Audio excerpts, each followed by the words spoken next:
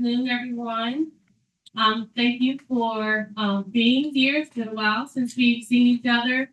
So welcome to our Virginia Early Childhood Advisory Committee. I'm Jackie Franklin, the current chair, and welcome to those that are online as well.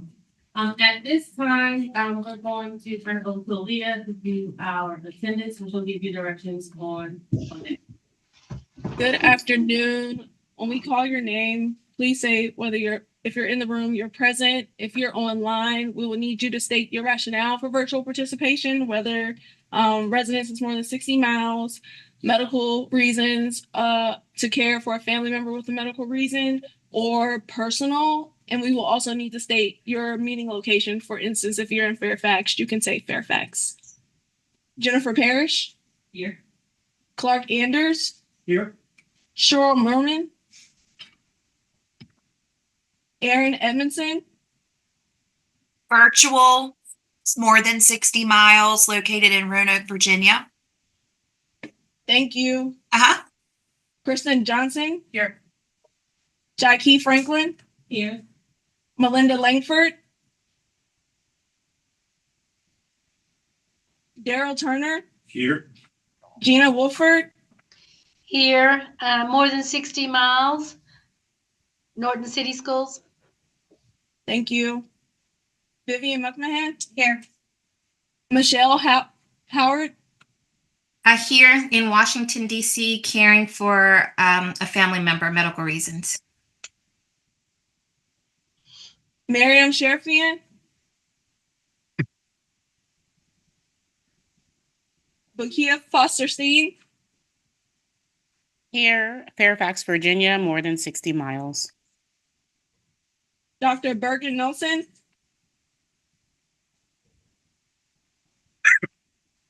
Sandra Woolberger? Here. Elizabeth Yanez? Hi, I'm here. I'm in Abingdon, Virginia, and the reason is for more than 60 miles. Thank you. Christopher Quinn? Virtual, more than 60 miles here in Harrisonburg, Virginia. Thank you. Valerie Irizarry? Here. Wendy Lipscomb?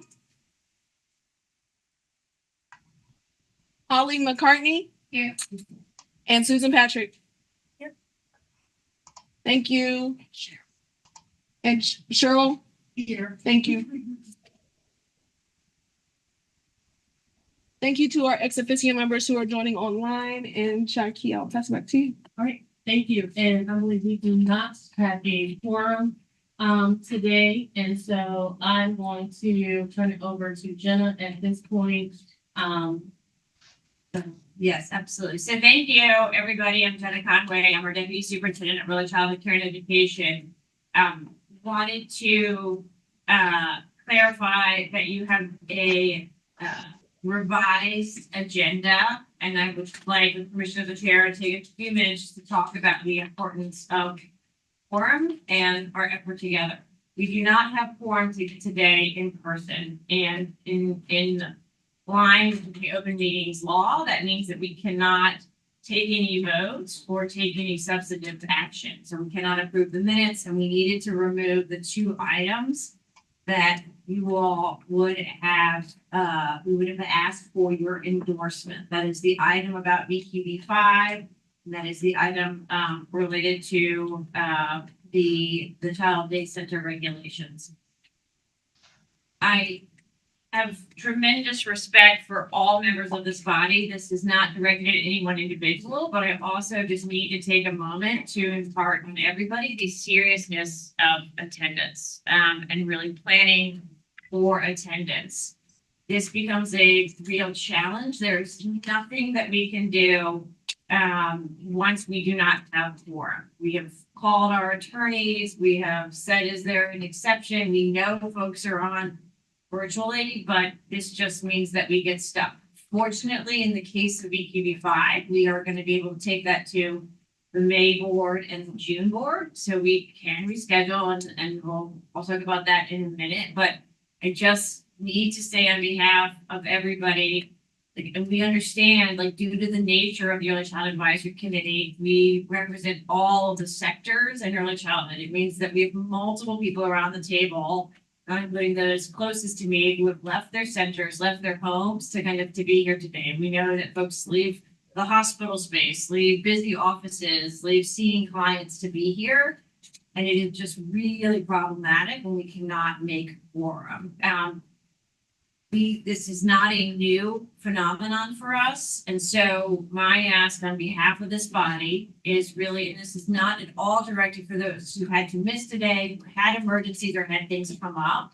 My ask is really for all members as we leave today and go back, is to please reflect as we come upon, some upcoming board meetings in May and June. If you need to relinquish your seat because it is just impossible to sort of consistently be here, this would be the time of year to do it, right? We can fill it, as I have noted for you all. We have hundreds of individuals who want to be on this body. We want to make sure it is a body that is broadly representative. I wish the law gave more flexibility, particularly for folks, as I look at Dr. Wolford, who was very, very far from here. I know that Dr. Patrick traveled to kind of be here today. It unfortunately just does not. We can have a subset of virtual meetings, but we are limited to the extent we can do that.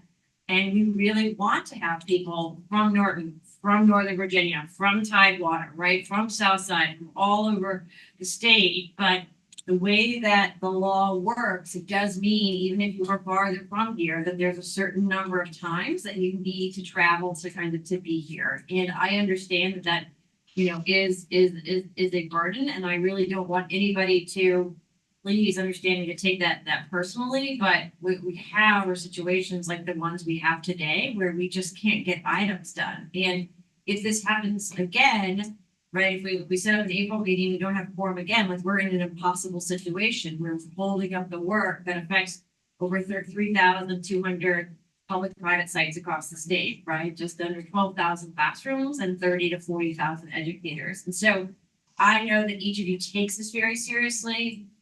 I deliver this message with the gentlest of hands here, but I also really want to ask people, Leah, we try to schedule in advance in a way that works around people. I know Leah does follow-up after follow-up, but we have to get quorum, guys. We just have to get quorum, and in-person quorum for the minimum number of in-person meetings that are required, per year. So this is not any one individual. If there were an individual, you know me, I'm a direct person. We'd be having a conversation. This is truly directed at everybody. As everybody has had to miss one or had something come up. But as we go forward, really two specific asks. One, please reflect on your capacity to kind of to be here. And if it's not possible, that's totally fine. We can have a conversation about that.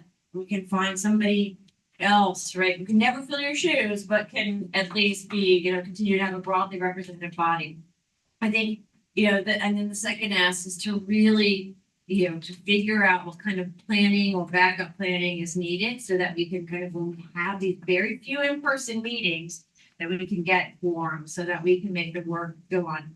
We try, and if you think about it, even to Shaki's point earlier, we try to minimize the meetings, right? Or put as much as possible in them. But there are things that legally you all, as the body, right? We've had this, the reason for this law and for this body is that there's just no way.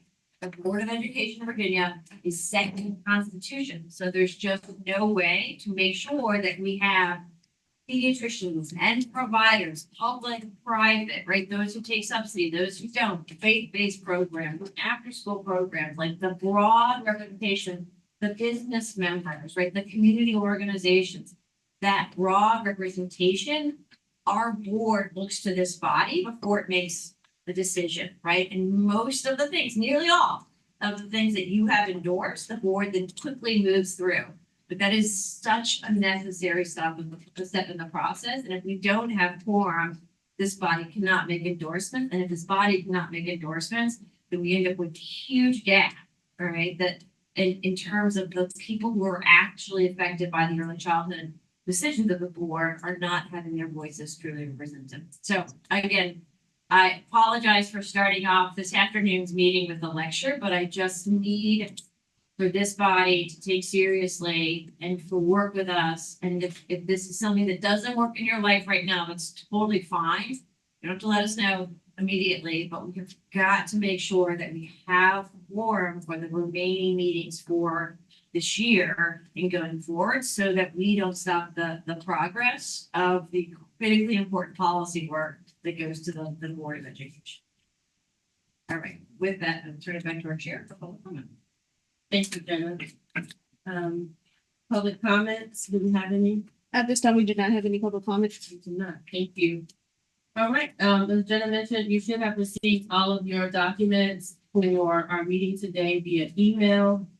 We do have a packed agenda that to piggyback off of what Jenna mentioned. We've done a lot of great work, particularly around these childcare standards, and we would love to continue to see them move forward and all of the great work that this body does as the State Early Childhood Advisory Committee. So please take what Jenna said to heart and seriously so that this body will not be the body that holds up services and policy for our state systems. So with that, we will move on to membership update. Back to Jenna. Perfect. All right. Perfect segue. Thank you. So, as a reminder, this body endorsed and then the Board of Education ratified a staggering of the terms for the Early Childhood Advisory Committee. And the law was passed in 2020. Everybody started at the same time, and that created a challenge in terms of ensuring broad representation and continuity. So you've seen a version of these slides before. You saw them last spring, but just as a reminder that we are now at that kind of annual stage in the process where we are posting for a subset of positions. So this is our phase 2. We broke it into 3 years. And so we have notified you if your term is expiring on June 30th of 2025. As a reminder, that if you're not been notified, if your position is not up for this year, that you would remain in your position. You do not need to reapply until your position is posted again. If you did, we're notified that your term is expiring on June 30th, then you will need to apply when those become open. If to the point that I made earlier around you recognize that due to whatever factor that kind of being part of the ECAC is not possible right now, and you want to relinquish or give up your position, or we have had a couple of cases where people have taken professional opportunities that took them out of the early childhood sector, and that then we need to go through spot. You let us know. We then kind of still keep that spot on the initial timeline, right? So we're not going to, don't worry that you were, if you need to do that, and that somehow alters or messes up the staggered term limits. Next slide, please. This gives you a sense of the who's up for application this year. It's that blue row. So there's about a third of you are up this year. That was application forthcoming next year. And then the other third will be, we'll have the same conversation for the next March. All right, so where to go from here? As always, we will announce a call for nomination. So we put this out very broadly, put out in the education update, put out in Readiness Connections. There'll be plenty of notice in addition to the personal contact of current members. If you are interested and eligible, you're eligible to serve a second time, then you have to reapply. If you're not interested, that's fine. You let Aaliyah or let us know, and we will take other applications. Letting us know where you are helps as we think about really making sure that we're recruiting. As I said before, there are some positions for which we receive hundreds and hundreds of applications, incredibly competitive. There's others we might not. And so if you let us know if you're not interested, that helps us then think through how to make sure we're recruiting in the right spots. And then we'll take all of this to the June board for sort of final approval, and that the term date can start on July 1st, 2021. Any questions about that? One quick point of clarification, only correct me on timing, but the positions didn't post. The positions posted, the form is live, it was posted on the VDOE website, on the advisory committee page. It's in the Virginia Education's Update newsletter. It went out in Readiness Connections yesterday. So there's multiple places where you can find it. And if you have any questions, please feel free to email me. And the application is due by 5 p.m. Next Friday, March 28th. And Aaliyah also shared that in an email to everyone, so you should have received that. And I think we'll also follow up with folks as a reminder ahead of the deadline as well. Thank you. Any questions about that?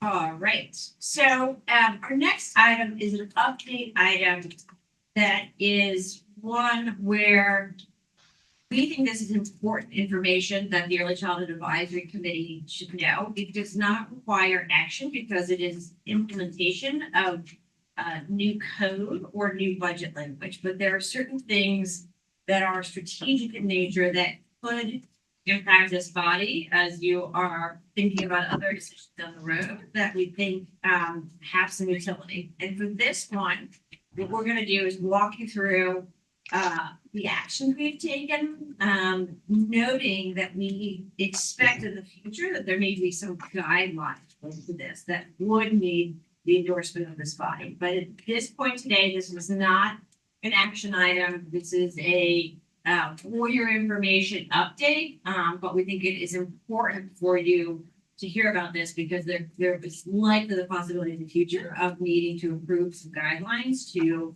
impact a process like this.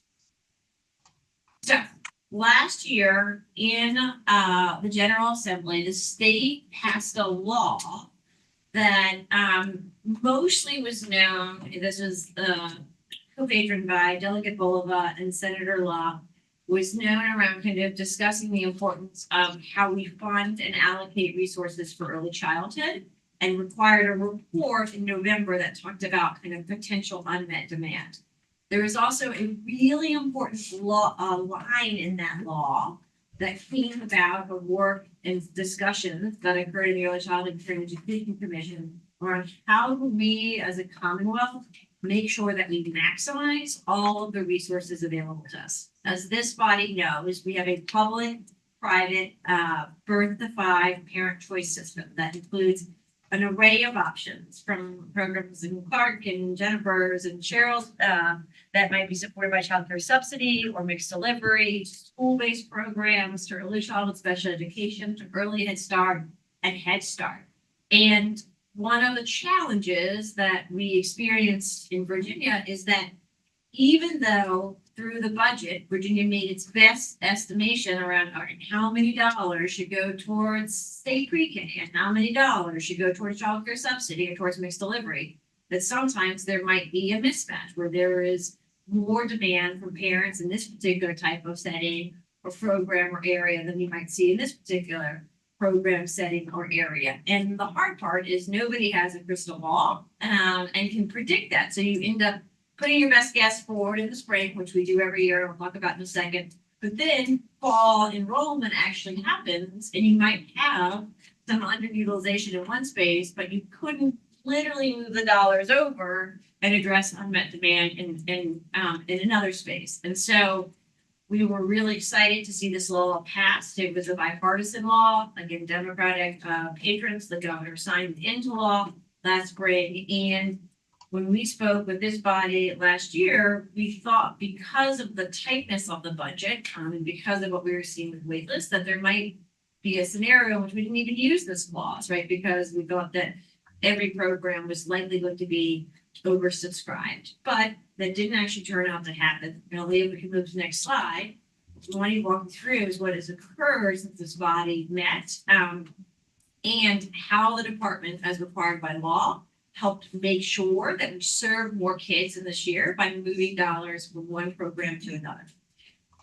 I'm going to try to not have everybody's eyes roll back in their head. I'm looking at Daryl right now. Describe BPI funding, requires a PhD, and is the quickest way to put you to sleep if you're not feeling drowsy.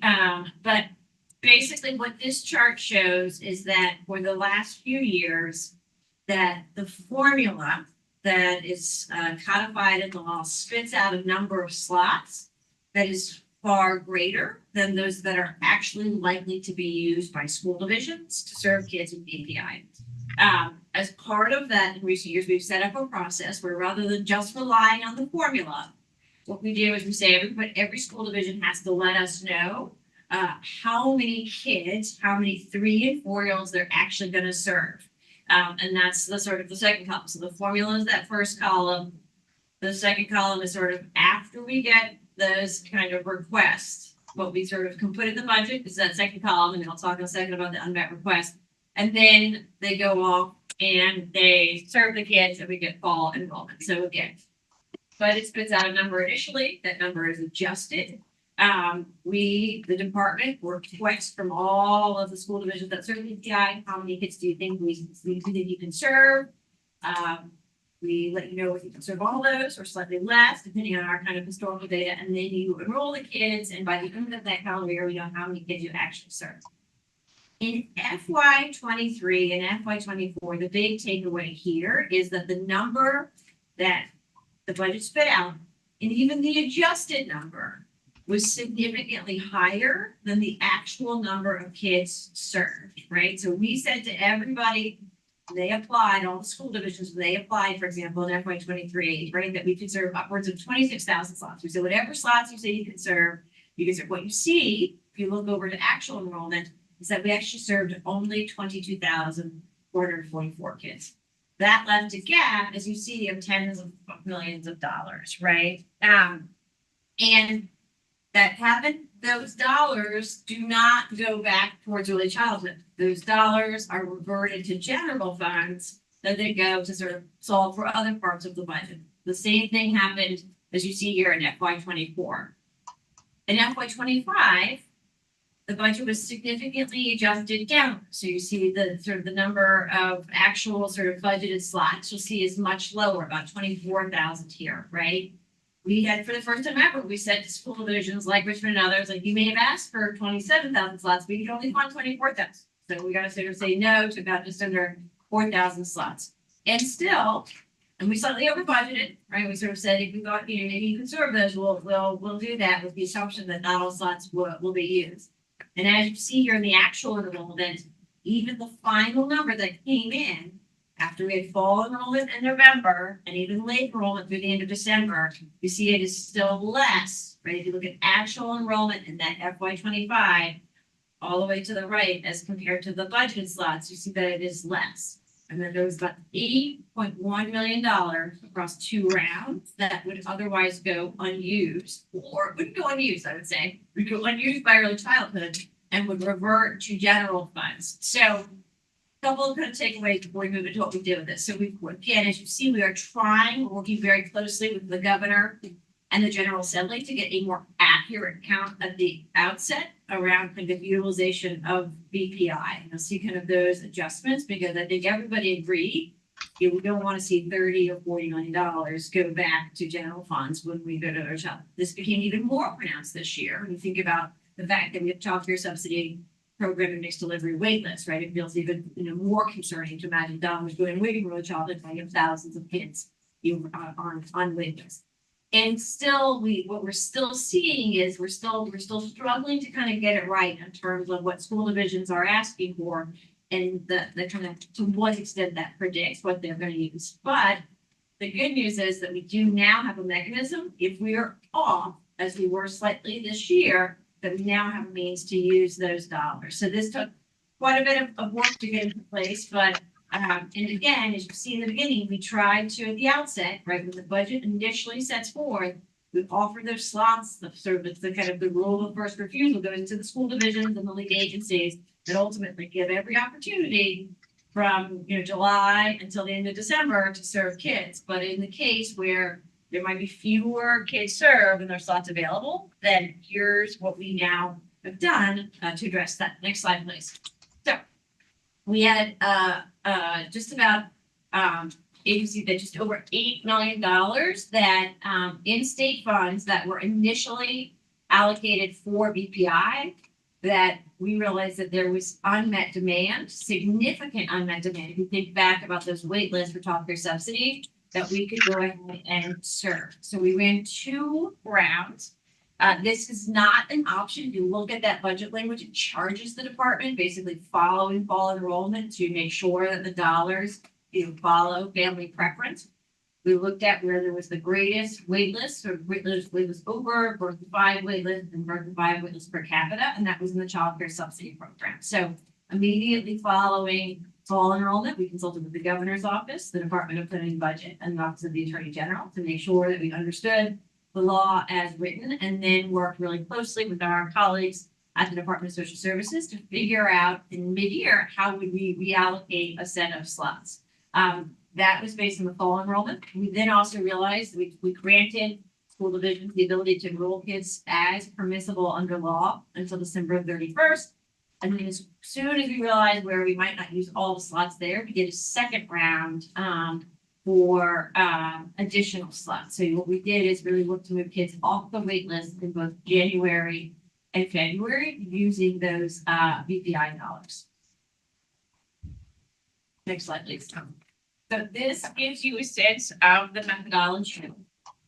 For a point of reference, just so, and we probably should have included this on the slide, we were able to create about 1,300 slots. We did that by, we knew because the FY26 budget had more slots than the FY25, we were as aggressive as possible. So we basically, with those dollars, because they don't roll over year to year, funded 6 months of 1,300 slots rather than a full year of about half of that, right? So again, maximizing the number of slots, right? Knowing that we didn't have to we have to assume responsibility for the latter half of the year and the FY26 budget. That seems like a lot of slots looking here, but at that time, we were still talking about a wait list of, upwards of 8,000 birth to 5 kids and another 4,000 school-age kids. So if you're like, wait, how come I didn't hear about this? How come my wait list, my committee wasn't solved? Right, this was still roughly less than 10% of the system, right? And I know that it's the proverbial drop in the bucket in terms of what we were able to do, but we were able to take a new law that was passed in a bipartisan fashion, and within 6 months, right, turn that into real kids served across the state. You'll see here, this chart describes the 2 phases of this. Huge thanks to the access and enrollment team right here at the Department of Ed, and to, I know you're represented here by Kevin Erskine, to the Department of Social Services and their local offices for helping turn these dollars into slots almost immediately. Again, and we are tracking this on a weekly basis in terms of really making sure that the dollars turned into slots, right? That we're not just rolling this over into the next year. You'll see it's about 826 slots in that first round that went to 24 localities across all 9 ready regions. We took a slightly different methodology for each round, largely to make sure that we could distribute these broadly. Part of the challenge, as some of my partners are on the table now, is that people have been on this wait list for a while. If you turn around now, you got 30 slots, like, oh my gosh, that's a lot of work, right? I got to process those, got to get them into those slots. So we tried to be very sensitive to following the law, which is very clear. This is about parent preference and unmet demand, but also doing this in a way that was practically feasible for everybody's sense. In-state care, practically feasible for all of our localities that were receiving slots. So it's 24 localities, the 9 ready regions in phase 1, and then for phase 2, about just under 500 slots, 16 localities, and 6 ready regions. We tried to be intentional about making sure that we had rural regions, including those that one of the things we heard about in the fall was a place that had no wait, they had no sort of kids served, therefore didn't get any slots in FY25. But now have 2 kids on the wait list, right? But it's like the horse cart issue. Like, will they ever get slots? So we addressed very small places, and then we had some of our large communities, including in Northern Virginia, Tidewater, and here in Central. But also, we didn't solve for their wait list in entirety, but did provide a substantive number of slots. You see the methodology here, any remaining dollars that we are sort of, we'll kind of continue to distribute, but basically what this means in a very long, complicated way is that as I met with the money committees and this governor and others this spring, we have literally made sure that every dollar dedicated to early childhood in the FY25 budget is going to be used for early childhood in the FY25 budget. I think that's probably a historic first for the Commonwealth in terms of really making sure that every child, every dollar followed kids and stayed in the early childhood sector. As you see, I'm going to move to the next slide, please, Liam. As you see, we consider this a huge success in terms of making sure the dollars stayed in early childhood. We also think that we were able to strike this balance between honoring where the dollars were initially allocated, but then recognizing if they weren't utilized after the kind of programs and had every opportunity to use them, that we would sort of, we could reallocate them to kind of get kids served this year. We were able to kind of pull together quickly and do this as charged by the law. Well, the reason that we wanted to bring this to this body is in the future, we think it probably makes sense to create some guidelines, both to promote transparency and to kind of help ensure consistency over time. This year was a fairly easy transfer, right? I mean, you have, dollars unused and you have 12,000 kids on a wait list, right? There was really no sort of question about where those dollars could go. If it were the alternate, right? If we sort of had a small wait list for VPI or delivery, we had childcare subsidy unused, right? It could be a little bit more complicated. And so in anticipation of that, we are going to kind of work with the administration and with the board to kind of think about some guidelines for this that would help make sure that there's some transparency and consistency year over year. We also obviously want to make sure, and we did share this with the General Assembly, right? There's clarity, like, okay, this is how the law you passed, what this means in terms of Virginia kids, families, and educators this year. But, if you think about some of the conversations had with this body in the past, I also just want to recognize what an accomplishment it is to make sure that dollars dedicated, particularly state dollars dedicated for early childhood, stay in that space. And again, the sector has been remarkably nimble in making sure that money gets spent. So this is the very same sector that also we made sure that every single CARES, CURSA, and ARPA dollar, right? All of those COVID relief dollars got spent.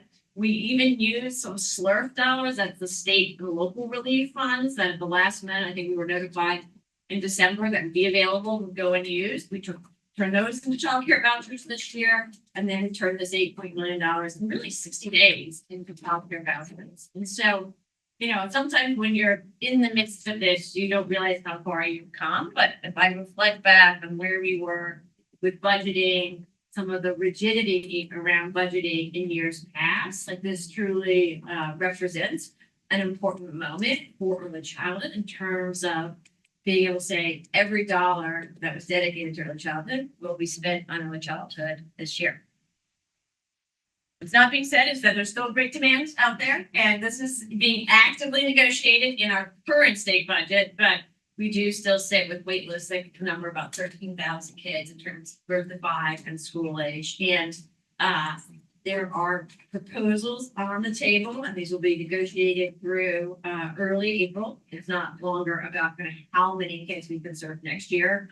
The good news is all of the proposals reflect a higher number of kids served than this year. The challenge is, is the kind of open question as to what extent will they solve for that wait list. But historic investment followed by historic effort to make sure that every single dollar of that historic investment goes towards early childhood.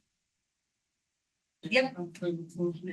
And this is great to be even money in the early childhood field among the programs. But on the other side of infrastructure, so there have been some cases where the slots for the availability of childcare subsidies was available, but then childcare is not.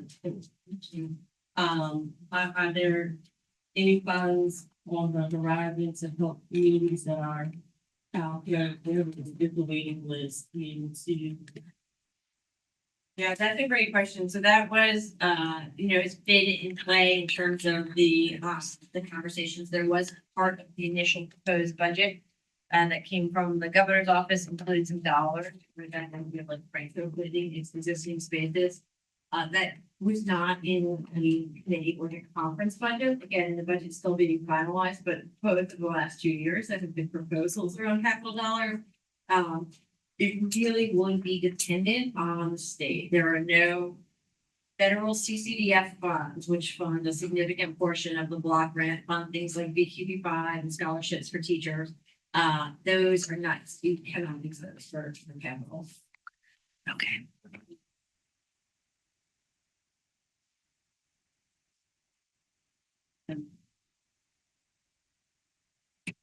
So GPI block, that would be coming into next year.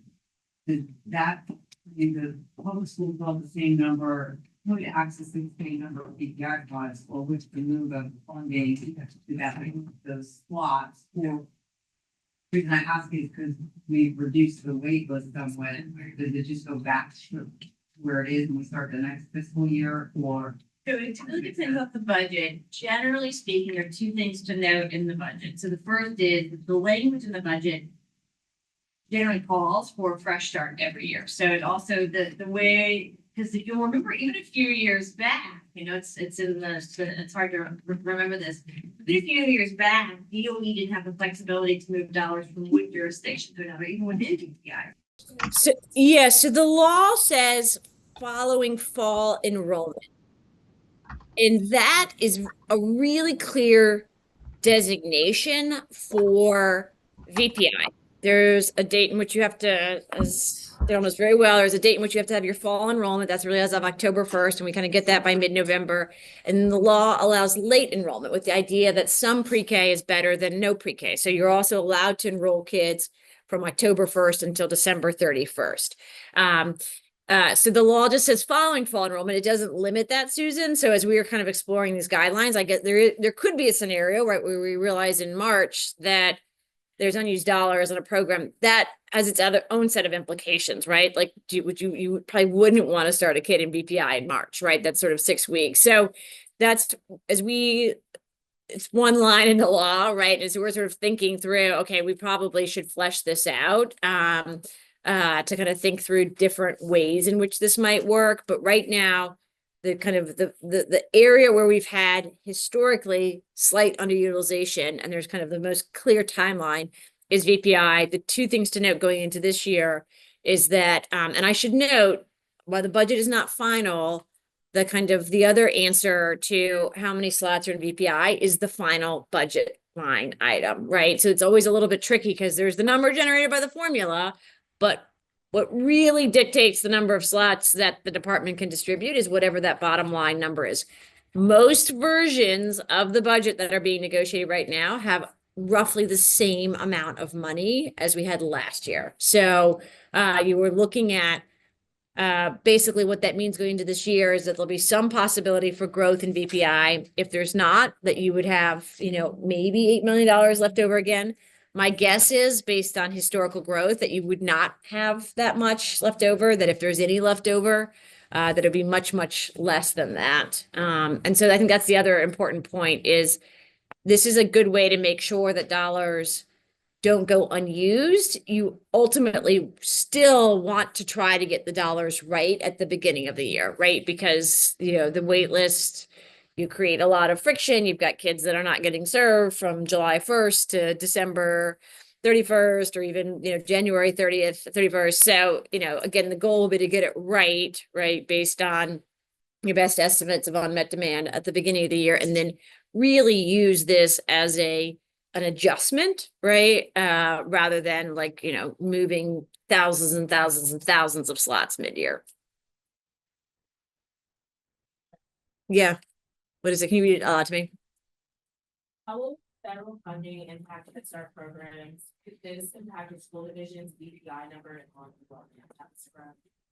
That's a great question, Gina. So, a lot of uncertainty right now around federal funding. What our governor has understood in conversations with Health and Human Services, and again, an important note, although we sit within the Virginia Department of Education, the vast majority of funding that supports, or federal funding that supports, early childhood is actually through the U.S. Department of Health and Human Services, which is under the leadership of Secretary Kennedy.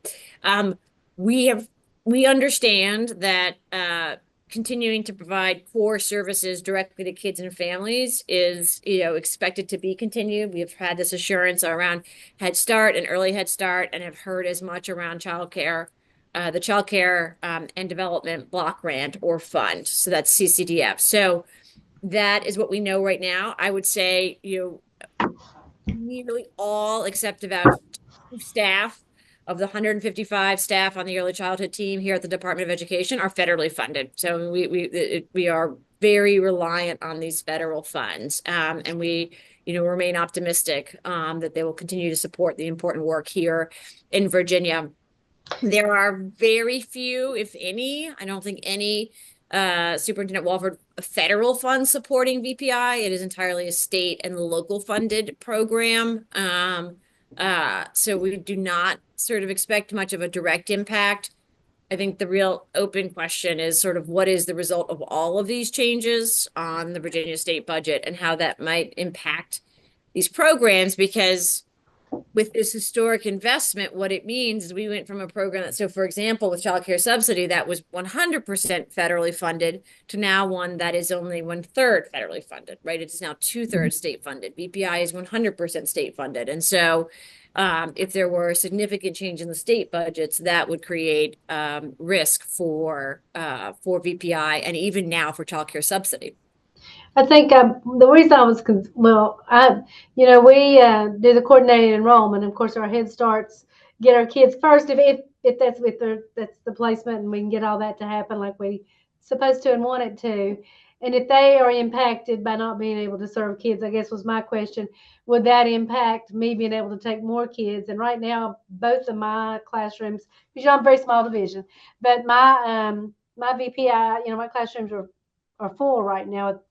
Anybody that wanted to come, so I'd have to find space within my building plus teachers, and if that should be an impact, I guess was what I was more concerned about, if it brought more kids to me because they didn't have the federal funding for the Head Start. But I think you answered my question, that hopefully that's not going to impact Head Start like we had maybe anticipated or thought. I mean, I think another way to reflect on this, Superintendent, is the good news is that we are maximizing every dollar. The challenge, the practical challenge on the ground here in Virginia, is that in maximizing every dollar means there's very little margin of error, right? And so this question has come up even, and we'll be communicating soon with school divisions, but we don't expect, there's not funding able to support significant growth in VPI. That's a bit of a shift from years past, where we've been able to say grow as much as you can. And that, generally speaking, there's been sufficient funding to support that. If there were a significant drop in Head Start sort of funding or slots, it would be really difficult for VPI and or childcare subsidy to make up the difference, right? There's just little to no margin of error right now. That's good, in that we can turn around and say to our elected officials, every dollar we're turning into slot. That's challenging in terms of those wait lists. And what it does mean, if any, quite frankly, guys, if any funding source, local, state, or federal, were to go away, it would have probably have a significant impact across the system because of how tight the budgeting is and the interdependencies across the system. Thank you. Thank you. Next delivery. 100% state right now. Yep. Yes, Daryl. I guess the other question I have is, have there been discussions about, I'm thinking about my early childhood special education students, especially when we, think about, how much federal funding, funds those. So, has there been discussions with the department? Let's hope that, we don't see any changes to the funding, but if we do federally, will the state be able to, make up, that shortfall, if we miss those federal dollars? Yeah, that's a great question, Dale. I mean, I think that's another example where it would be very challenging. I mean, so for example, in recent years, we've done a lot of work, with our coordinator, Don Hendricks, around looking at places where we could support inclusionary classrooms, which means more VPI slots being used, right? And then wrapping around those IDA dollars so that, that meant we needed more VPI slots. And so historically, if school divisions have asked for more slots, a VPI than they had served the prior year. And they would often let us know these are basically to take what were previously self-contained classrooms and make them, more broadly inclusive. We can do a little bit of that this year, and with that kind of money potentially, but much less than we, have been able to offer in years past. And I don't know that we would be able if all the, Part B went away, that I don't think there's enough state to make up the difference. And so it really, it creates, a greater sense of stakes because IDA Part B, CCDBG, PDG, and then the state dollars, we have really tried to kind of look across every possible resource, right, in partnership with this body and the commission. And so there's really from my perspective, there's no rock unturned. And then we have also not sat on it, right? Like if we've got it, we're spending it. And that, it does make everything tighter and more codependent than it was potentially in the past.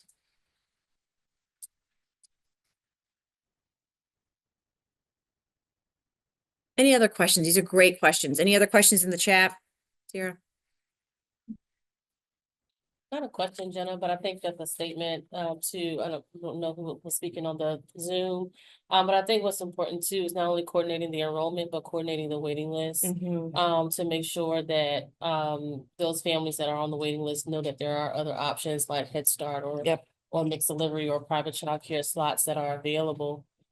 Because what we'll see in Head Start and what we have been seeing over the last year or so is that Office of Head Start isn't cutting the funding, but programs are reducing enrollment, therefore reducing the funding because they're not able to fill those slots. But there's kids on the waiting list, on the waiting list that could be served if the waiting list was coordinated or can be coordinated a little bit more effectively. So I think that's something important to pay attention to as well. Absolutely. No, I think that's a really, really, really important point. One other piece, and we'll segue to our next update here, is as we think about this maximization of resources, we can move to the next section. Yeah. It also really, as Shaiki noted, you want to make sure that you are being thoughtful about wait lists, right? That as slots become available, and we're working in partnership with Department of Social Services and our 120 local offices across the state, right? Get kids into slots, right? As soon as you possibly can, if there are resources available. The commission also raised the importance of supporting kids and families to attend as much as is possible, right? And again, we always want to support attendance for kids' benefit. It becomes even more poignant, quite honestly, when we've got 12,000 kids sitting on a wait list, right? And so really making sure that we are reducing barriers and ensuring that kids can attend. The next update, because that was such a hot topic, in the fall, I wanted to ask Becca to in a moment take us through kind of some effort we are to implementing modern technology. I know everybody loves the swipe card system. It's a huge, Jennifer and Clark are like, and Cheryl, it's so good. Why let it go? But modernize that system is just really important. And there's really, I think, beyond having challenges with that system, there's two major things driving this. I think the first is, as I said before, like we have thousands and thousands of kids on these wait lists, and we have to make sure that we're fully maximizing every resource.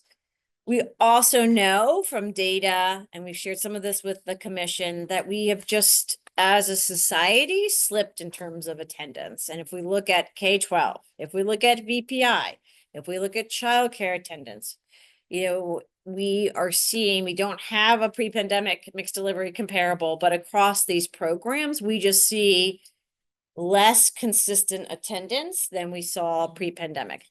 As Becca and Aaron and others can attest, little ones get more sick than older ones do. Like that is part of the thing, but there's nothing right now in the air or in society that would mean that they would be sort of missing more now than they were, say, kind of pre-pandemic, or at least if we could debate that, but that's probably for another meeting. But I think what we're trying to do is work in a bipartisan way with this governor and with this General Assembly and with the commission to think through how do we kind of shift that curve.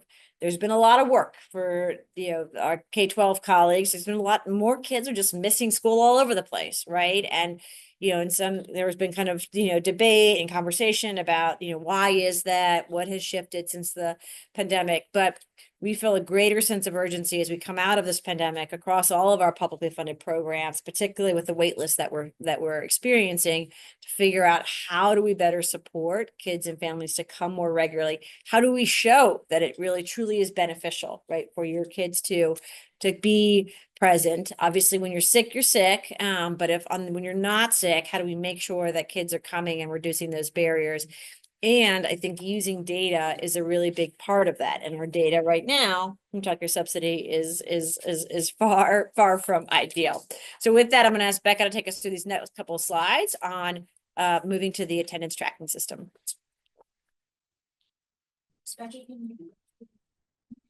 I was gonna suggest that. Yes. Chelsea, if you can hear me, give me a thumbs up. All right. I'm a loud talker. So, all right. Well, so as Jenna said, we were really excited to be kicking off this work. I make the very bad joke that this is my third baby. We have been trying to procure this attendance tracking system literally since I was pregnant with my now almost 3-year-old. I have an almost 1-year-old, and this will be my third and final baby. So we are working with an IT vendor, Kinder Systems, who is kind of one of the leading technology vendors in subsidy management and attendance tracking systems through a competitive procurement process. To implement a system that really works better for providers and for families. And some of the real, big goals that we had when we were thinking about the procurement for this system is, one, we wanted it to be easy for everyone. We want to be easy for parents, easy for providers. And as a parent, now with 2 kids in childcare, who is not always the best at recording attendance, I have a new insight right into what it means for this to be easy and straightforward. Holding one child and dealing with the other and trying to buzz the thing, and somebody's exactly crying, right. and somebody just spilled their milk. Yes. And we actually have several parents of very small children that are on this project. And I think that brings a good lens into the design aspects of this work. One of the other kind of real big priorities for us was that, we know that many providers are already using systems that they like and that work for them. And we don't want to make you have to record attendance in multiple places if we don't have to. And so the system will be designed so it can interface with all of the I won't say all, many of the existing kind of bigger center management systems like ProCare, like Brightwheel, Wonder School. There's a whole list, and I'm happy to provide that. And the vendor is also open to exploring other what's called API pathways, but they have a set of vendors that they're already kind of have that API, that communication possibility established with. So that was a big priority for us when we were looking at options here. And then finally, as Jenna was indicating, attendance matters for a lot of different reasons. We want to know how kids are showing up to school, because that makes a big difference and helps us understand, their outcomes over the long term. I think we all operate under the general assumption that the more kids are in care, the better off their outcomes are going to be. But being able to really quantify that would be incredibly meaningful. And our data is just not that precise right now. But also importantly, we want to have very clear, actionable data so that we can understand when kids are consistently missing care, so that we can both, offer services, right? Try to see if we can help them address any barriers that are making it difficult for them to attend on a regular basis, but also so that we can, make decisions about when it's time for a slot to be moved on to the next family who really needs it. So those were our really big priorities. And again, we're really excited to be working with this vendor who was able to deliver across the board. So, as Jenna was alluding to with her comedic routine here, this is not the fact that the swipe card system has been a pain point. It's not new information. I am coming up on my 5th year here in the department, and had the pleasure of being able to speak with many of the folks in this room from the very beginning. We were really focused on conversations about the transition. What did folks want to see as we were thinking about moving aspects of the system over to DOE and really unifying under one roof? And the swipe card system came up. I mean, from the very beginning, right? The pain points associated with that being the mechanism for recording attendance and ultimately receiving pain point has been a challenge for providers for many years. We have survey data from our research partners at UVA that worked with subsidy vendors or reported feedback from subsidy vendors about administrative burdens of participating in the system. And the top 2 things that folks identified as being most burdensome were resolving issues associated with technology for recording attendance and just the routine process of having to record and monitor attendance. And given the way the system works, it's largely about just making sure it's actually recorded, right? I mean, the providers have very little ability to handle or correct for missed attendance on the back end, given the way our swipe card system works. And so the feedback that we received in both formal and informal over the course of the last 5 years really drove the requirements that we were putting into place when we were thinking about the request for proposals here, and ultimately reflect the scope of work for this current project. There are lots of things that we would love for this system to do, and we've got a not short parking lot of items that we would consider thinking about in the longer term. But in the immediate sort of design phase, we're really focused on getting a fully operational, easy to use and actionable system in place so that, again, it is an easier process for you all. It's an easier process for families, and DOE has the data that we need to be able to, make informed decisions going forward. So we are currently in the early phases of design work. And what we wanted to do today is just to click through a few screen grabs of what the parent interface looks like in the Kinder Systems platform. I want to note that this is the unconfigured system. So that means that it has not yet been customized for the look and feel of the VDOE. It also doesn't include any of the things that we're kind of asking to be made specific for our needs and purposes. So this is like, if you just got the kind of fully off the shelf, out of the box system, this is what it would look like. But I think that this gives you all a good insight into the ease with which the system functions. Again, that kind of user experience of logging attendance, again, from a parent perspective, though, this would also be how a provider would log attendance if you were logging on behalf of the parent, which is something you would be able to do. And we'll talk about that here momentarily. And we'll also speak a bit later about our plans for stakeholder engagement, where we will also be able to share with our various provider partners some sort of live demos of what the interfaces would look like, both for a parent as well as for a provider, where you're getting kind of more of that bigger picture look at attendance on the back end of your systems. So looking at this screen here, this is basically if a parent were to log into their account in the system known as Kinder Smart. So there are kind of different platforms based on the function that is being performed. But Kinder Smart is the parent interface that is accessible from any smartphone. So parents can download the app on their iPhone or on their Android device, and they can log attendance right from their phone. They can see notifications. Providers can send parents messages through a portal. Parents can look at attendance history, so they can see the number of absences that they've accrued over time. They can see, their previous attendance records, and they can look at case information, which basically means, if there are children, or all of the children that are kind of in their under their all of their children household enrolled in the program. Yes, household. Thank you. And that are enrolled in your program, and that they have the ability to log attendance for. Also importantly, parents can authorize other adults. So there's a limit on the number of what they refer to as sponsors, but say you have a grandma or you have a neighbor that drops your child off, once or twice a week.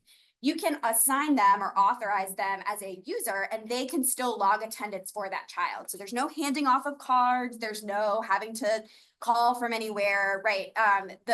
Those approved adults just log in using a different kind of key, and they can log attendance on the behalf of that parent. So when a parent goes to log attendance, it's pretty straightforward. They would see all of the children in their household that are enrolled at that particular site. They either check in, they check out, or they indicate that the child is absent, and then they, sign a digital signature to log that attendance. The sort of general requirement is that you have to be within a certain number of feet of the site in order to be able to log attendance. But if you're indicating an absence, it can be from a distance.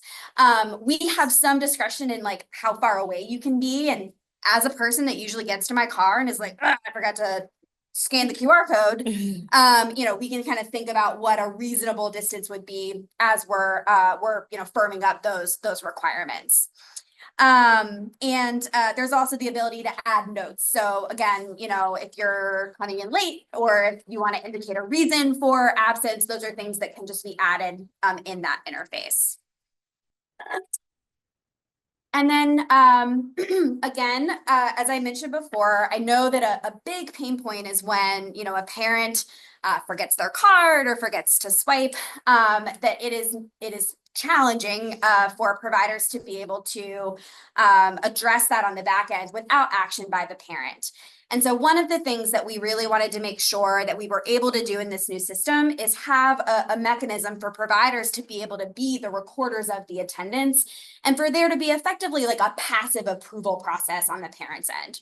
So in other words, the way that it'll work is if I'm a parent, I forget to log my children's attendance, it'll show up for me in that like missed tab. So it'll show up with like a little red alert button. So either I can go in and log it after the fact and it can be backdated, or providers can go in and log the attendance. So if I, say goodbye to my child's teacher, I walk out the door and they realize, oh, you forgot to log your child in, they can log it. And then if I don't approve it within a certain number of days, and we're kind of thinking about a week, it's just considered recorded. So parents have a window of time to dispute it, right? If I want to say, oh no, I didn't bring her in, or I only dropped one of my kids off that day, right? Not both of them. The parent can dispute that record, but they have a window of time to do so before it's considered approved. And that way you also don't have, that kind of active approval holding up the process for providers to receive payment. So again, this is just a really kind of quick snapshot into the interface. And again, I hope that this kind of helps to demonstrate, some of the strategies and the considerations that we've been taking into account to really try to eliminate some of the big pain points that exist in the current system.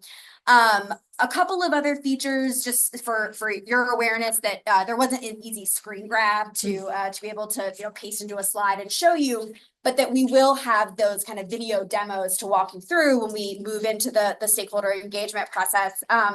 Is one of the other kind of big priorities, in addition, for those of you that have a management system that you like and you want to continue to use, doing our best to make sure that it can speak with our system. We also want to allow providers to use this as their record of attendance if they don't have a system that they like. And so it is possible for providers to allow private pay families to use this system as well. So they would go through the exact same process. They would log in through the app. The difference is just that For subsidized children or children that are participating in this child care subsidy program, those kids would be effectively state added to the provider's record, and we would receive information for those kids only. But if you're adding children that are private pay or that are funded through some other source that, you know, is not transmitting data to the state, we just would never receive those records. It would be kind of entirely living within your program's instance of the system. So again, we hope that that really helps to alleviate, you know, some of the challenges of having attendance in multiple places, either because you're able to continue to use that system that you like, or because you can use this as a system of record for all of the kids in your site.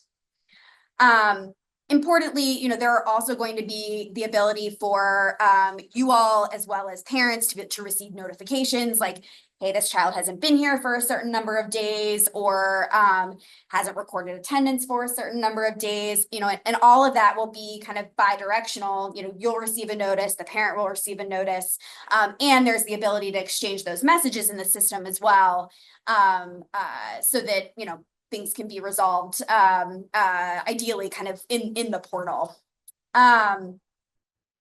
So I'll pause there just to see if anyone has any questions from like a system standpoint before we talk a little bit about timeline, and then stakeholder engagement opportunities.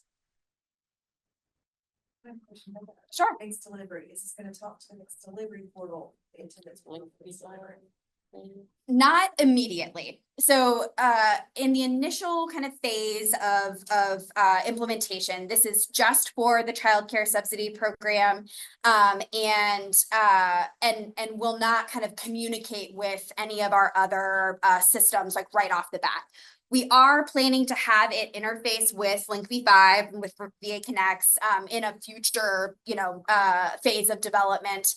And I think a wonderful thing about this system that we can consider kind of in the future too is that we can actually assign children through different funding streams. So in the future, if we wanted to be able to use it for mixed delivery or for any other program, you know, we would be able to kind of distinguish which kids are enrolled under which funding stream, and attendance can be logged and kind of like captured in that way that is unique to those programs. So it has that functionality already built in. We just won't use it right off the bat. But they could add them as private pay. So Yep. they can track their attendance. Absolutely. Okay. Yep. And then do you know the interfaces with playgrounds?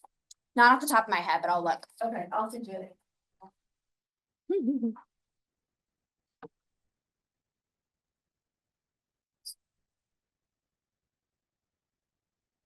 Here, any questions in the chat?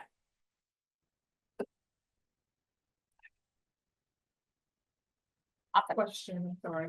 Will this eventually eliminate us having to keep attendance for licensing inspectors when they come in? So, Jeff, I believe that the new regulations allow for the electronic. So this could be your electronic system of record. Yeah, yeah. So yes. All right. So again, as I kind of said at the top of this section, we are just getting underway with design work, and we are working on an extremely aggressive timeline because we want to get this up and running for the sake of everyone, and because we want to be able to get access to this data. And ultimately, our contract with the swipe card vendor is ending, and so we have a true hard stop. The truth comes out.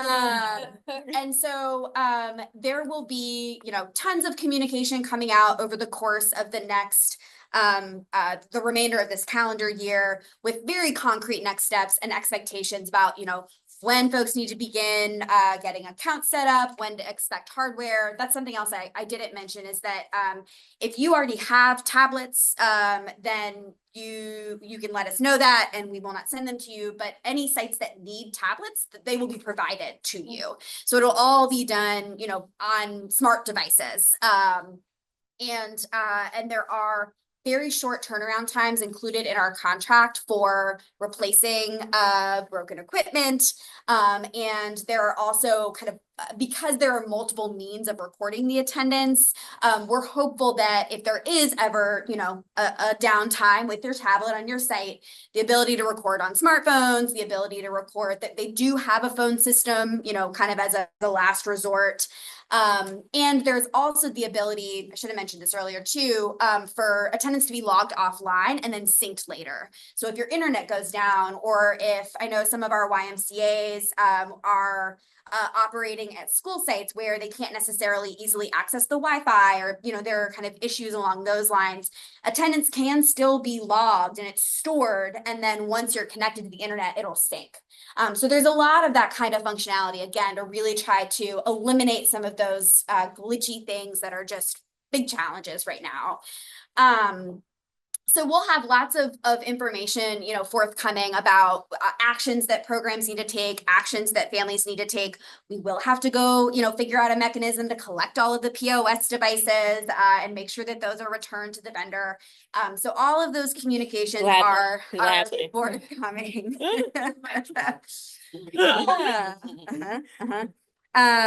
So, we'll really be in kind of largely design phases over the course of this spring.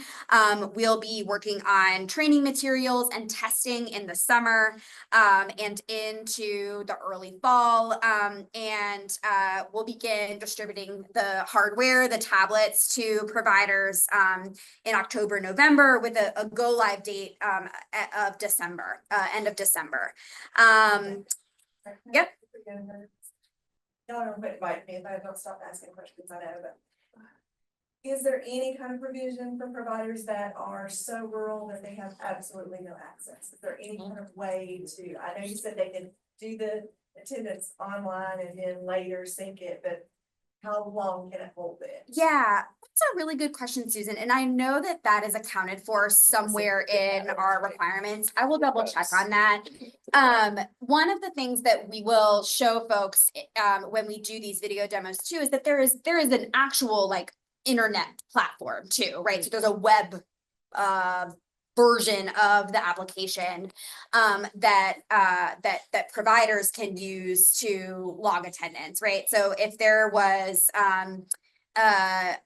the inability to connect a tablet, I think worst case scenario, it's something that could be logged on the website. But let me double check on that and just. I'm thinking if they have absolutely no access. I mean, we still have parts of our region that just don't have internet whatsoever.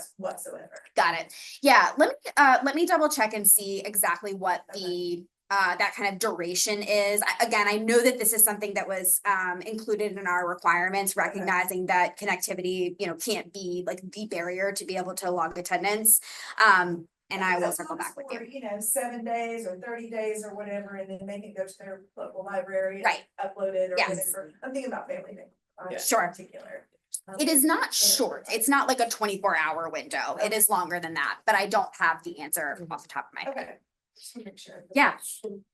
Yes.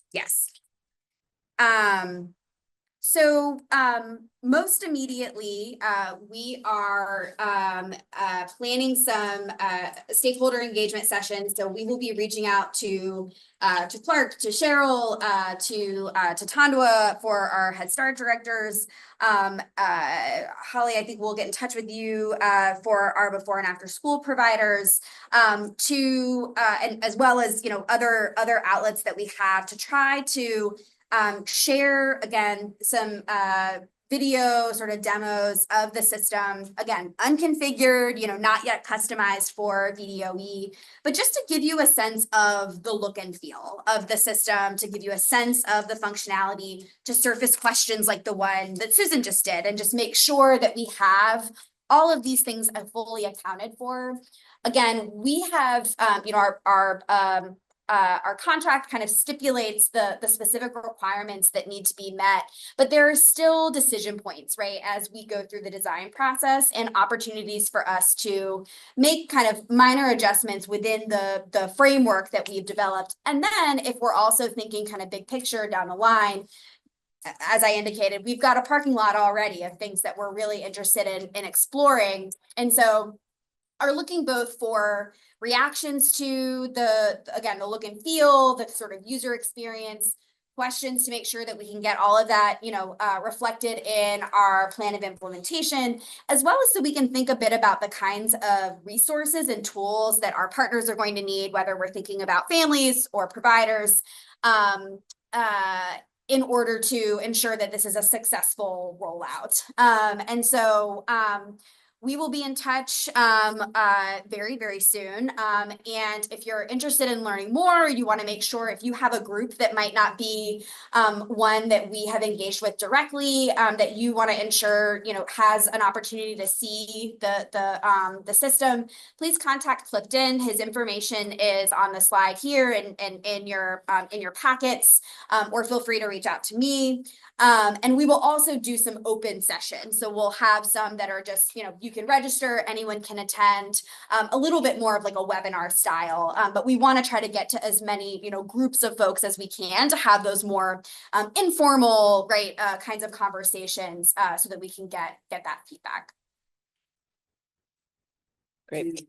I'm sorry. Yeah, go. Will there be an expense to the provider at some point? No. Mm-hmm. And I think it's helpful, Cheryl, Susan, Clark, and others really thinking about like, who are the hardest to serve, right? I mean, I think in general, through a competitive process, we landed on a product that this is not new, right? This is established in other states. So I think we have a great deal of confidence on the core product. I think what is so important in the Virginia design and in the work happening right now is thinking the same way that you both are, and like who are the folks that are part of your groups or association or your constituents who struggle most, right? Even if kind of worked well, right? Just because of where they're located, the technology challenges they might face. I mean, I imagine some family childcare folks might not even use smartphones, right? Speaking of dial phones. And so thinking through, like, again, as we sort of develop the tool itself and the resources, what do we need to be thinking? Because you all are closer to some of your colleagues and partners in that way. Is KinderSmart like a ProCare at right beginning? Does it offer a lot of other? Kinder systems? Yeah. Yes, it has broader functionality. The Kinder, it's like Kinder Smart, Kinder Track, and Kinder Connect are the three attendance tracking interfaces, but they have many other interfaces for other purposes in the sort of like childcare management, subsidy program management as well. The reason I asked, but probably the answer is no, is if you've got providers who don't have any kind of electronic system like that because they have a big state contract, would they offer them at a lower cost if it's the first time a provider maybe ventures into this kind of a system because they've got a big state contract? Yeah, that's a good question. I genuinely don't know the answer to it, and I think we can certainly explore it. It might be that, so this might be the person's first foray into the space, yeah. Then they might be like, wow, I could really use these other functions. But I will say it does make life easier to have them. Sure. Yeah, for sure. Yeah. That was my question. That's great. Yeah. Yeah, I mean, I think across the board, supporting everybody to have more accurate data on usage, it goes a long way in this broader effort to kind of understand the impact that these experiences are having on kids. And so if this becomes a lever to help people do that, I think obviously want to be very careful about the privacy of kids' data, particularly if they're not publicly funded. But yes, exploring options like that is made possible by better technology. This is going to be very well received. That's great. Mm-hmm. Awesome. All right, we are going to wrap up here. You've got Becca's information and Clifton's for follow-up. With our health and safety updates. So we're not going to do an item that requires endorsement. We will hold that for our subsequent meeting. But Jeff and I and the Office of Child Care Health and Safety wanted to just sort of do a quick touch base. Basically, Jeff and I sat down and were like, what questions is Clark going to have for us? And how might we, in 2 slides, answer all of them so that we're all on the same page on standards, fast track, water-led testing. Again, these are things, for example, these latter two that are law that we have to implement, but so it's not the jurisdiction of this body to weigh in on them, but we think it's helpful because it affects your constituencies and then a quick update on pre-service. So I'll turn over to Jeff to do the other regs update. You're talking loud. Loud. Standards for child day centers. I'm not sure anybody has ever told me to be louder. But fair enough. Standards for child day centers. The proposed standards are currently under review by the Office of the Attorney General. After that, it will go for executive review with the Governor's Office, Secretary of Education. At that point, if they like what they see, it will go out for public comment. It'll be a 60-day public comment. We'll do our usual. We'll put it out in Readiness Connections. Most likely do a memo to licensed child day centers saying it's out there, giving folks the opportunity to give feedback, also in order to give them directions of where to go to give that feedback, i.e. town hall. Just a reminder, the way we did the NORA back in 2023, this will be a second attempt to get feedback.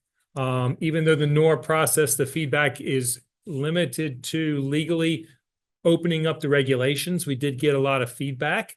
And it was worth looking at. So we've kind of tweaked things based on that. So when it does go out, we will hope that there is less feedback because we've done a good job of getting the feedback prior to that. And because this team has worked so hard, we feel like we've heard a lot of good things and we've modified it to that. The $10 million question is when, Jeff? And that is just anybody's guess in terms of when does it come out of the Attorney General's office? When does it go to the Governor's office is anybody's guess. So just from the history, going back to general procedures, that was with the Attorney General's office for about 200 days. So it's really kind of undetermined when that would come back. Before I jump to the fast track for the epinephrine, any questions about the CDC standards? The out of school time folks Mhm. have put forth some waivers and they seem to be on a different track. Yeah, so probably the best way to answer that is we need to wait a little bit to see what the governor does regarding signing of the Senate bill, because that will then determine how we move forward. Definitely a good question in terms of what does that mean for the governor's office and the CDC standards. So there's a lot of ambiguity. Hopefully here in the next couple of weeks, we'll have a better answer to that. By the next meeting, hopefully we can kind of talk a little bit more about that, I think. Jenna, anything else on that? Yeah, so sorry to say sorry. Yeah. Right. Yep. Later this spring, we'll have a better sense, and we'll do it. Typically, we do at this body an implementation update, so budget and laws passed. Great. So the fast track regarding epinephrine, we basically have submitted it to Attorney General's office. We've gotten some executive review back. We're in the process of analyzing that as it applies to Chapter 790. So basically, we're having to change several different regulations, family day home, CDC. And so we've got some feedback. We're analyzing that. We hope to have that back to Department of Planning and Budgeting and Attorney and the Office of the Governor. And at that point, we'll kind of work forward. In the meantime, we're still working with the Department of Health because we can do everything right from a regulation standpoint. The Department of Health has to be comfortable with what we put in writing in order for them to give us the script so that childcare providers can get the undesignated epinephrine. So it's kind of a tag team effort to go through there. We are still many months out from that, but things are going well. And we do think we'll be able to kind of continue forward.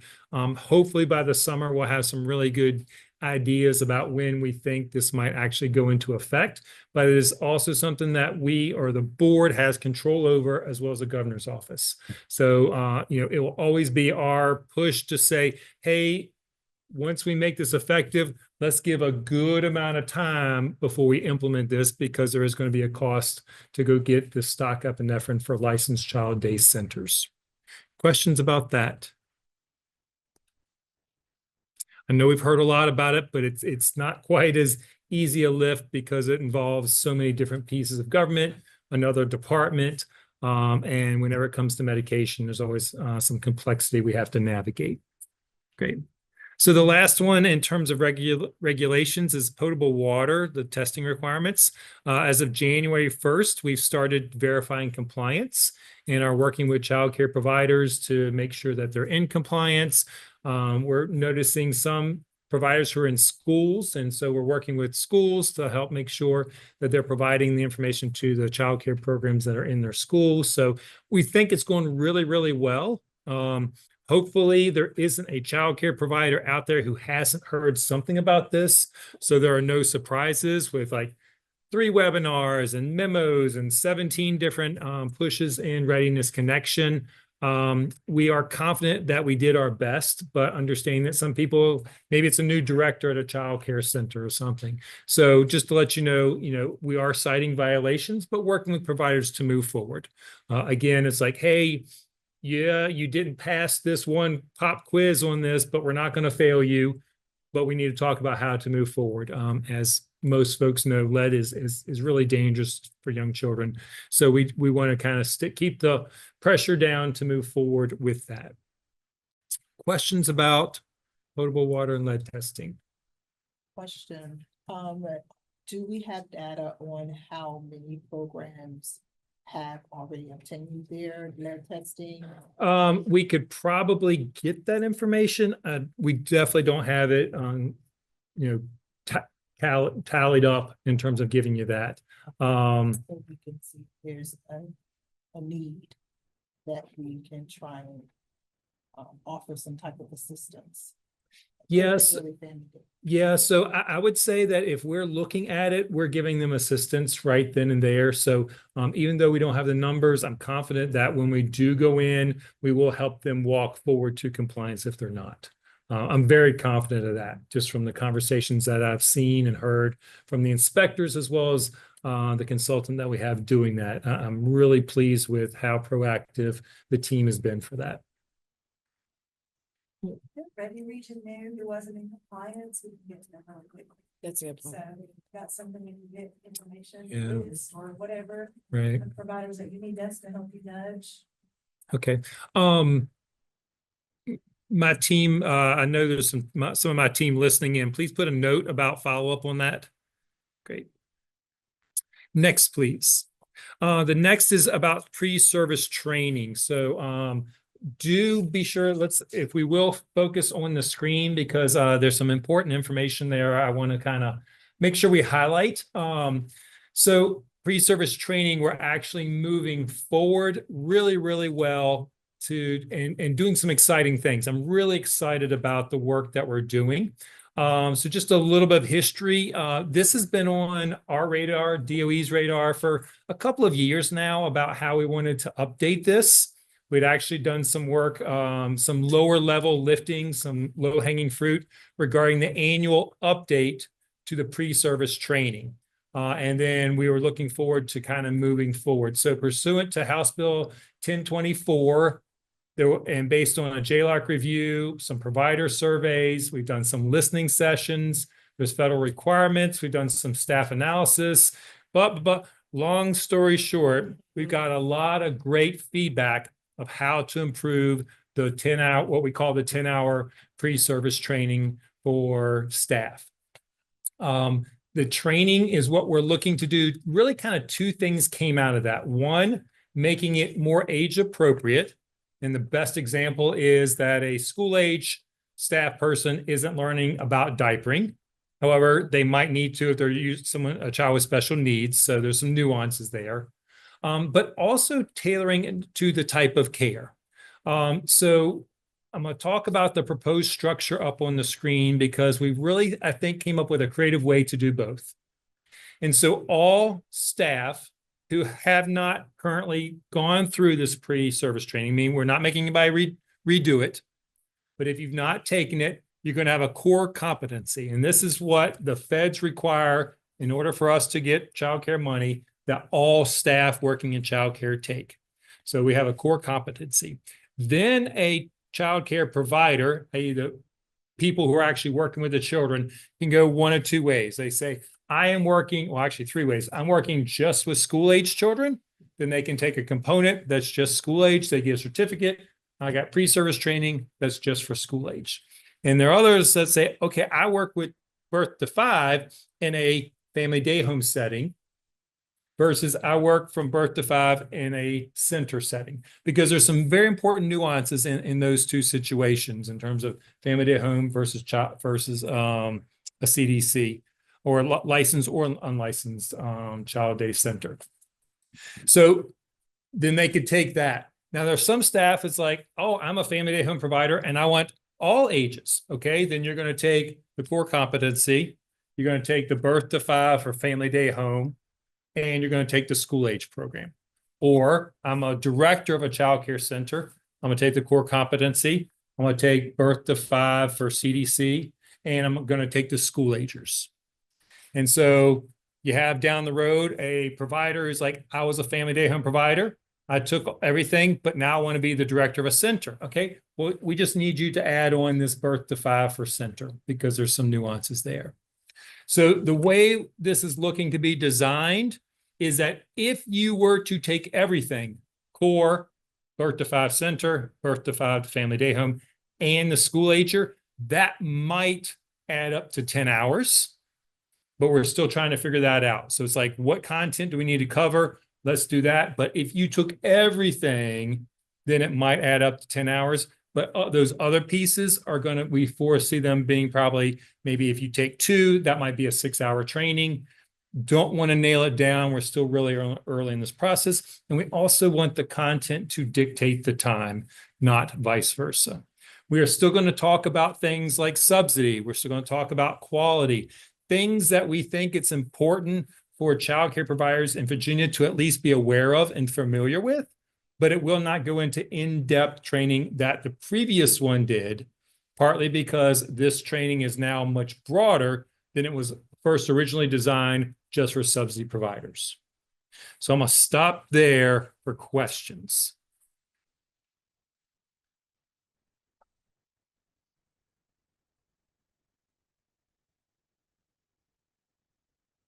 Are there any comments?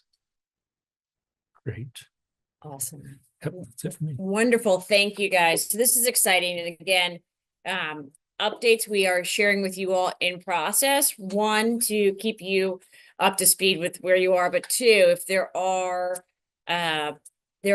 you or constituents that you represent who want to kind of go a little deeper, obviously this work is underway, and both Jeff and Becca and their respective teams are very open to feedback. And so we think that kind of hearing the insights from you help make the work better.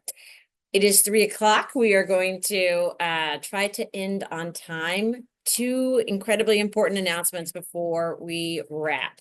The first is we now need an April meeting. So your homework today, whether you're virtually or in person, is that Aaliyah is going to send out, or we're going to try to capture for those who present very short order, which of these 3 April dates would work for you.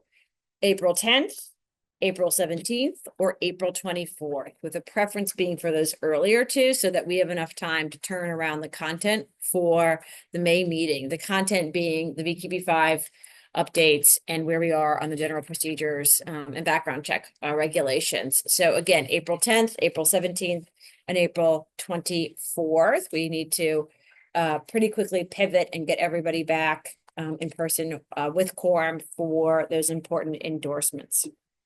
The second, I've been putting off to the very end because it makes me very sad, although we're happy for her. And it may not be your last one, depending on when this April meeting is.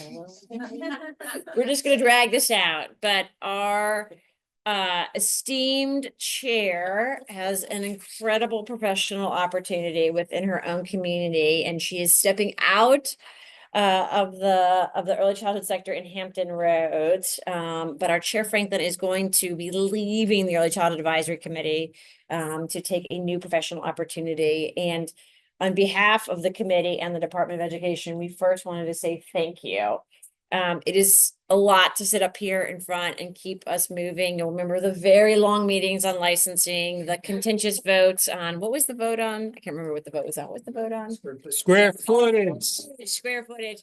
But in all seriousness, having somebody up here who is able to chart those waters, particularly considering this was our inaugural Early Child Advisory Committee, the first of its kind here in the Commonwealth. Shaki has done an extraordinary job, and we are very, very grateful for her and for her service, and we will miss her dearly. She also has ably represented Head Start through some really challenging times for Head Start, through the pandemic, through challenges around enrollment, challenges around funding, and we just appreciate her wearing both hats in terms of her representation of Head Start and her serving as a leader on this body. We have flowers and a card for Horace, but please also come and join.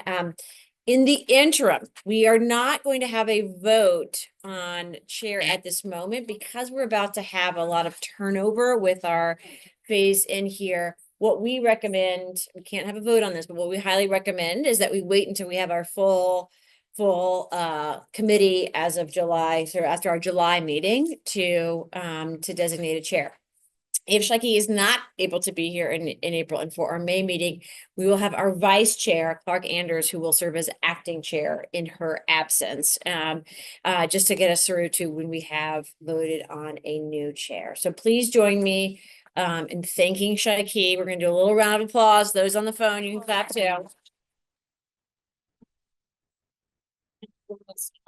All right, with that, Chair Franklin, can you do, maybe either your final or your second to final? My final or my almost Actually, final? let me do this. Let me pause. If there's anybody else, I know she's gonna be so sad, but if there's anybody else who wants to say anything, let me pause that before I allow her to adjourn. So I just want to thank you because you're the inaugural chair for a brand new committee and you did a wonderful job and you definitely be missed. We appreciate it. Thank you. Definitely. And we wish you the best. Thank you all so much. It's definitely been my pleasure. It's kind of bittersweet. I've been in early childhood for way longer than I thought I would when I started, for over 20-some years. And so it's definitely bittersweet, but it has certainly been my pleasure to serve in this capacity in all things early childhood education, whether it's Head Start, DPI, childcare, or whatever. I'll forever be an early childhood advocate. In my new role, I will be working some with our early childhood systems there as I begin to transition. That's the first thing I'm like, what are you doing around early childhood? And so definitely we will be doing a deep dive there to see and make sure that early childhood education is of high quality. High quality. So with that, I just thank you, Jenna and Jeff and everybody for your support as we went through these tough meetings and being able to hear from everybody's perspective and take those into account of how this committee move forward. So I'm looking forward to continuing to see the great work in our states and community around early childhood education. And I'm just gone a little bit, not a whole lot. And who knows, we'll probably community cross paths again. So meetings are open to the public. Public comment. yeah. There's and then one other key thing before I allow Shaki to adjourn. I also should note that we do have, she was not able to make it today because she is in, I believe, a maternal health task force, but our Deputy Secretary, Emily Ann Glickson, is now also our acting superintendent of public instruction, and she wanted to join us today. Unfortunately, I think was not available to do that, but potentially will come by and say hello in April. It is our expectation that she'll remain acting for the remainder of this administration. She is a huge champion of early childhood and is incredibly supportive of this work. So I just we'll probably pop in at a subsequent meeting, but just wanted everybody to know that leadership transition has occurred here at the department. We feel in a good place as we go forward. All right, with that, Ms. Franklin. With that, we are adjourned at 3:06.